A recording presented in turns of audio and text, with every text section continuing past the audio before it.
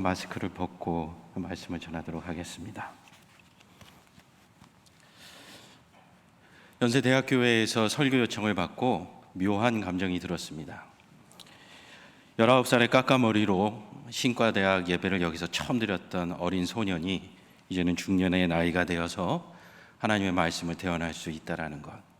오늘도 와보니 또 홀에 제가 학생 때 있었던 예수님의 한국화 그림들이 여전히 걸려 있고, 여러분은 모르시겠지만 오늘 본당 뒤편에 예전에는 컴퓨터실이 있었습니다. 교목실 근로장학생으로 3년 동안 봉사하면서 루스 체프를 매일 드나들었던 추억이 새록새록 떠오릅니다. 한편으로 억울한 생각도 좀 듭니다.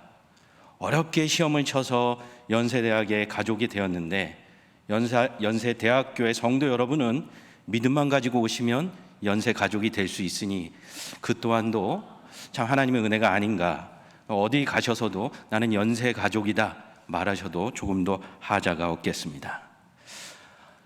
한국으로 귀국해서 사회를 살펴보니 골목골목마다 커피점들이 아주 많이 생겼습니다. 아마 여러분도 커피를 좋아하실 겁니다. 혹시 여러분 커피 중에서 세상에서 가장 비싼 커피로 알고 계신 원두를 기억하십니까? 아시는 분들도 있을 겁니다. 인도네시아어로 코피 루악이라고 하는, 말레이 사양 고양이가 커피콩을 삼키고 그것을 다시 배설물로 뱉어내면 그것을 모아서 콩으로 커피를 만듭니다. 그러면 일반 커피와는 다르게 독특한 향이 나게 됩니다. 얼마나 비싼 커피인지 호주의 퀸즐랜드에 있는 헤리터지 티룸이라는 카페에서는 한 잔에 한국 돈으로 약 5만 원에 팔고 있습니다. 그리고 원두를 직접 사려고 해도 500g 정도에 약 15만 원에서 60만 원까지 호가합니다.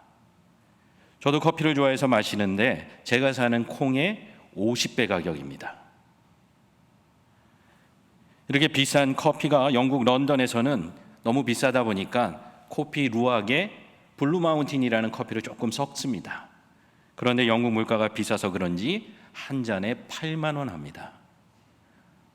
여러분도 오늘 예배 후에 점심 식사하신 뒤에 커피 한 잔 코피 루악으로 하실 의향이 있으신지 모르겠습니다. 근데 이상한 것은 정글에 사는 고양이의 배설물로 나왔던 이 코피 루악 원두콩을 왜 사람들은 이렇게 비싼 돈을 주고 사 먹는 것일까요? 즐기지 않는 분들의 입장에서는 고양이 배설물에게 그렇게 비싼 가치를 부여한다는 사실을 전혀 이해하지 못합니다. 근데 놀랍게도 오늘 성경에도 비슷한 이야기가 등장합니다. 바로 아기 예수님께서 베들레헴 마을 구유에 가축들의 배설물 냄새가 나는 오물로 가득한 그곳에서 태어나셨습니다. 세상의 사람들은 그런 예수님을 이해할 수도 없고 받아들일 수도 없고 구원자로 인정할 수도 없었습니다. 그러나 성도된 우리들은 오늘 그 말구에 오신 예수 그리스도를 존귀히 여기고 비싼 값을 치루어서라도 그 예수님을 붙잡고 살아가기를 원하고 있습니다. 가을이 왔지만 아직 날씨가 많이 덥습니다. 그래도 좀 이른 감은 있지만 성탄절에 대해서 한번 생각해 보고자 합니다. 성탄절이 될 때마다 두 가지 질문이 떠오르는데요. 먼저는 왜 구원자 되신 예수 그리스도께서 그렇게 낮고 천한 말구유에 오셨을까? 우리의 일반 상식으로는 이해되지 않습니다. 베들레헴이라 하는 곳도 이스라엘 사회가 그렇게 알아주는 곳도 아니었고, 또 그 후에 예수께서 자라신 나사렛도 그렇게 알아주는 동네도 아니었습니다. 심지어 예수님의 제자가 되기 전에 만났던 나다나엘은 이렇게 말합니다. 나사렛에서 무슨 선한 것이 날 수 있겠느냐? 무시당하고 조롱당하고 심지어 예수를 만났다라는 빌립의 증거조차도 받아들일 수 없는 그러한 방식으로 예수님께서는 이 땅에 태어나시고 성장하셨고 말씀을 선포하셨습니다. 우리의 방식으로는 도무지 이해할 수 없습니다. 당대의 지식인이요 현자였던 동방 박사들도 낮은 곳으로 임하신 예수님을 처음에는 알지 못했습니다. 별을 쫓아 왕을 경배하기 위하여 멀리서부터 오는 수고를 마다하지 않고 황금과 유향과 모략을 준비해 올 정도로 예의도 갖춘 인물들이었습니다. 그런데 그들이 이스라엘 땅, 유대 땅에 도착해서 처음 찾아간 곳은 베들레헴이라고 상상하지 못했습니다. 그들은 헤롯의 궁전으로 찾아갔습니다. 당연히 세상의 이치에서는 궁전으로 가야 왕이 계신다라는 것이 상식입니다. 그래서 궁전 혹은 왕이 계시다 하여 왕궁이라 칭하기도 합니다. 그러나 헤롯의 왕궁에는 예수님이 계시지 않았습니다. 오히려 자신의 높은 자리를 빼앗기기 싫어하는 헤롯의 권모술수가 기다리고 있었습니다. 다행히 하나님의 은혜로 동방박사는 낮은 곳에 임하신 예수님을 찾아가게 되죠. 그리고 말구요에, 오늘 우리는 한국 땅의 신촌에서 예배드리고 있기 때문에 그 현장을 오감으로 느낄 수는 없지만 불쾌한 냄새가 났을 것이고 도무지 이해가 되지 않으면서 별을 쫓아 그곳을 향하여 동방박사가 갔을 것입니다. 여러분이 잘 아시듯이 그곳에서 동방박사는 예수 그리스도를 만나게 되고 그분에게 경배하게 됩니다. 우리가 예수 그리스도를 만나는 방법은 무엇이냐? 세상의 높은 곳을 향하여 가는 것이 아니라 예수께서 이 땅에 오신 방식대로 세상의 낮은 곳을 향하여 갈 때에 그곳에서 경배할 수 있게 되고 예수 그리스도를 만나게 되는 것입니다. 또 다른 성탄절에 관한 흔한 질문 중에 하나는 왜 예수님께서 한없이 연약하고 도움 없이는 생존할 수조차 없는 아기의 모습으로 이 땅에 오셨을까 하는 것입니다. 도무지 이해가 안 되지요. 세상적으로 능력을 갖추고 능수능란해야 한 민족을 구원하고 세상을 평화 가운데 이끌 수 있을 것이라고 우리는 생각합니다. 나라의 위정자들을 뽑을 때도 그렇게 능력이 있는 사람들을 뽑으려고 애씁니다. 그러나 예수님은 아기의 모습으로 오셨습니다. 그가 태어나서 할 수 있는 유일한 일은 우는 것밖에 없었습니다. 어머니의 도움이 없이는 생존할 수 없는 상황으로 그분은 오셨습니다. 아직도 유대인들은 유대교를 믿으며 예수님을 구세주로 영접하지 않습니다. 그도 그럴 것이 유대인들은 구원자로서 메시아로서의 기다림이 사뭇 다르기 때문입니다. 그들이 기다리는 메시아는 군사적인 능력을 갖추어서 로마 제국을 물리칠 수 있는 그런 메시아를 원했습니다. 그러하니 이름도 없는 곳에 불쾌한 곳에서 태어난 아기 예수를 인정할 수 없는 것이죠. 오늘 우리의 모습 가운데에도 세상의 높은 곳을 향하고 능력 있는 것들만 사모한다라면 우리는 예수 그리스도를 만날 수도 없고 그분의 사랑을 이해할 수도 없게 되는 것입니다. 예수님을 따라다녔던 제자들도 마찬가지입니다. 세베대의 아들 야고보와 요한은 예수님이 놀라운 능력으로 로마 제국을 물리치고 유대인들을 독립시켜 줄 알았습니다. 그리하여 이렇게 예수님께 청탁합니다.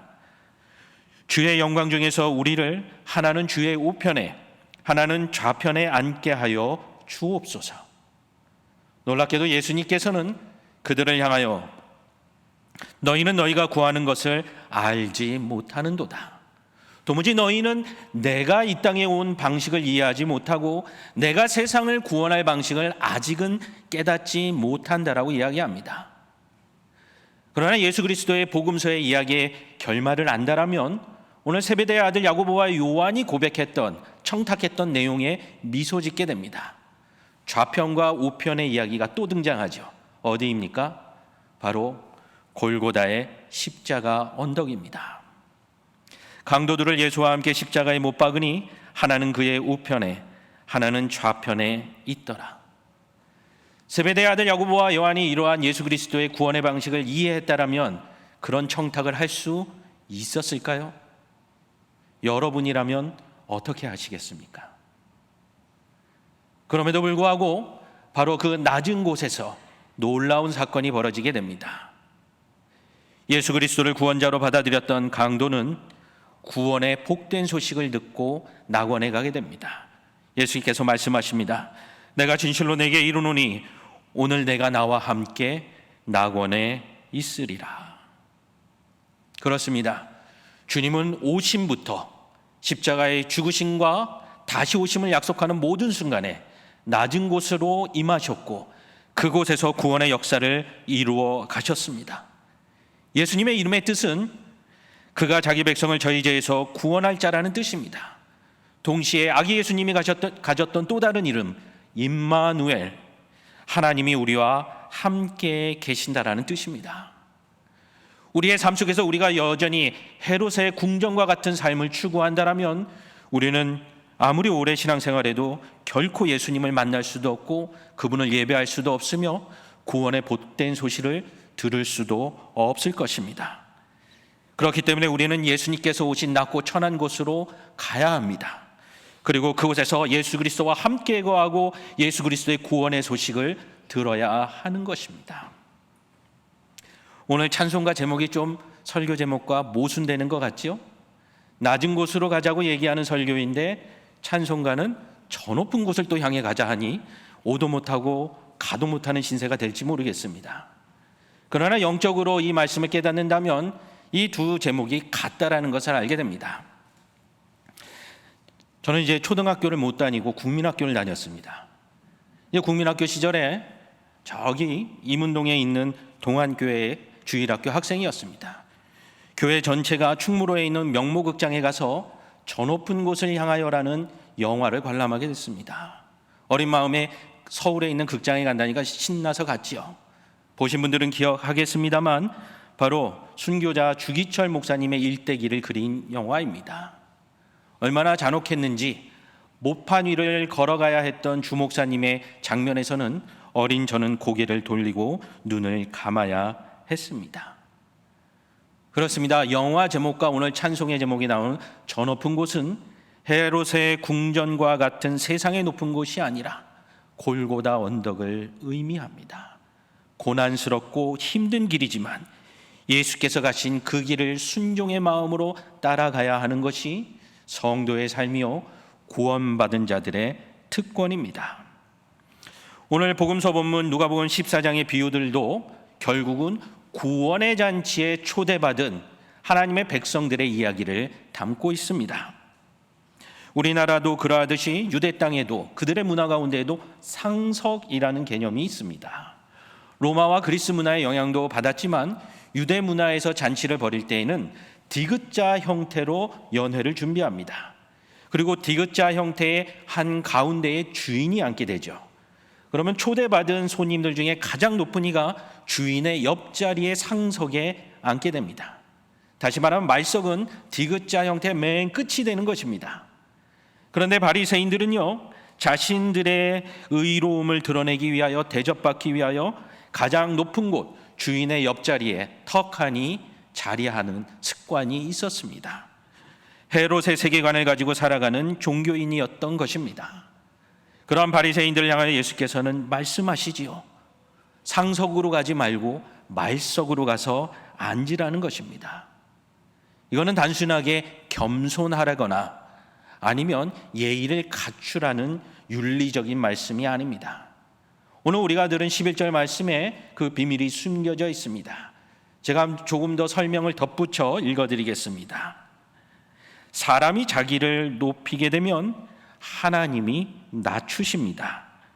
사람이 자기를 낮추면 하나님이 높여주십니다. 우리는 1900년 초반에 평양에서 순교하신 낮은 곳을 찾아 예수 그리스도를 따라갔던 주기철 목사님은 기억합니다. 그러나 그 당시 평양에서 가장 잘 살고 부자였던 인물은 누구였는지 아무도 기억하지 못합니다. 오늘 우리의 삶 가운데에도 우리는 계속해서 상석을 찾아가는 습관이 있습니다.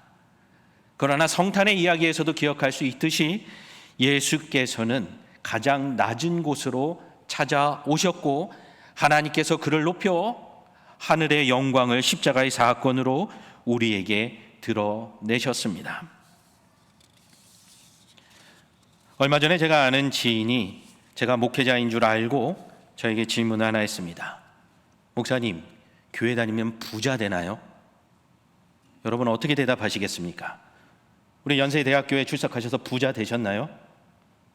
좀 되셔야 할 텐데 제가 웃으며 대답했습니다. 어머니, 저는 목사입니다. 그러면 더 믿음이 있다고 보통 생각을 하지요? 어머님이 보실 때 제가 더 부자인 것 같나요? 그분은 부도가 나서 가정이 기울었는데 그래도 저보다 잘 삽니다. 그러니까 그분이 대답을 못 하시더라고요. 부자가 되거나 가난한 자가 되는 것이 신앙의 방향이 아닙니다. 오늘의 말씀을 들으면서도 우리가 오해하지 말아야 할 것이 있습니다. 낮은 곳으로 가라는 뜻은 부자가 되지 말고 가난한 자가 되라는 뜻인가? 아닙니다. 가난한 분이라 할지라도 물질에 집착하고 세상의 성공에 몰입한다라면 그분은 높은 곳만 찾아가는 인생이 되는 것입니다. 하나님이 베풀어 주신 물질과 사회적 위치로 인하여 세상 사람이 볼 때는 높은 곳에 있을지 몰라도 낮은 곳을 향하여 예수님처럼 날마다 나아가고 잃어버린 영혼들을 기억하며 가난한 자들을 섬기고 사랑한다라면 그분은 예수님을 찾아 낮은 곳으로 가는 부자가 될 수 있는 것입니다. 야고보서에서도 말씀하십니다. 하나님을 가까이 하라. 그리하면 너희를 가까이 하시리라. 어떻게요? 이어서 말씀하십니다. 주 앞에서 낮추라. 그리하면 주께서 너희를 높이시리라. 하나님을 가까이 하는 방법은 예수 그리스도의 사건을 기억하며 오늘도 세상의 낮은 곳으로 주님을 만나기 위하여 찾아가야 하는 것입니다. 그러나 현대사회의 질서는 이러한 것들을 잘 허용하지 않습니다. 오늘 성경에 나오는 유대인들의 이야기들도 비슷한 형편입니다. 오늘 복음서 본문의 다음에도 잔치에 초대하는 이야기가 누가복음 14장에 또 등장합니다. 그러나 많은 이들이 분주하고 바쁜 사유들로 인해서 초대를 거절합니다. 그러자 주인이 분노하며 길에 있는 낮은 자들을 불러 모으기 시작합니다. 이 이야기를 들었던 제자와 바리새인들은 충격에 휩싸이게 됩니다. 왜냐하면 이 당시 유대인들은 잔치에 초대할 때 상호 주고받는 문화의 전제 조건이 있었기 때문입니다. 무슨 말이냐? 내가 초대하는 사람은 수일 내에 나에게 비슷한 수준으로 갚아줄 수 있는 사람을 초대하는 겁니다. 그러니까 나와 사회적 지위가 다르고 경제적 수준이 다른 자를 초대한다는 것은 당시에 불가능한 일이었습니다. 다시 말하면 오늘 본문으로 돌아가 말석에 앉는 것은 그들의 입장에서는 이해되지 않는 행동입니다. 왜냐하면 동등한 사회적 지위와 물질적 수준이 있기 때문입니다.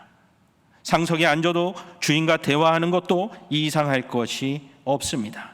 그러나 주님은 부단히 말씀하여 주십니다. 세상의 낮은 곳을 향하여 가야 하나님께서 우리를 높여 주신다는 것입니다. 저는 장신대에서 전도학을 가르치고 있습니다. 많은 분들이 묻습니다. 전도학 교수면은 교회로 사람을 잘 꼬시나요? 그럼 저도 참 곤란합니다. 전도가 그런 의미로 축소될 수 없기 때문이죠. 복음을 증거한다라는 것은 세상의 낮은 곳으로 향하여 나아간다라는 것과 같은 말입니다. 마치 예수께서 이 땅의 가장 낮은 곳으로 우리를 찾아오신 것과 동일합니다. 오랜 신앙생활 속에서도 여전히 구원의 확신이 없거나 하나님에 대한 믿음이 커가지 않는다라는 생각이 드신다면 본인의 인생의 방향을 다시 한번 재고해 보십시오. 높은 곳을 향하여 여전히 열망하고 있는지, 아니면 예수 그리스도께서 계신 세상의 낮은 곳을 향하여 나아가고 있는지. 하나님의 백성된 우리는 의도적으로 헤롯의 세계관인 높은 곳을 거절할 줄 알아야 합니다. 그리고 의도적으로 우리를 구원하기 위하여 이 땅의 낮은 곳으로 임하신 예수께서 계신 곳을 향하여 나아가야 할 것입니다. 그럴 때 우리는 하나님을 참으로 예배하게 되며 구원의 기쁜 소식에 듣게 되며 주인의 즐거운 잔치에 참여하는 복된 성도가 될 줄로 믿습니다. 낮은 곳을 사모하십시오. 그곳에서 예수님을 만나게 될 것입니다. 이 시간 말씀을 생각하시면서 묵상하시겠습니다.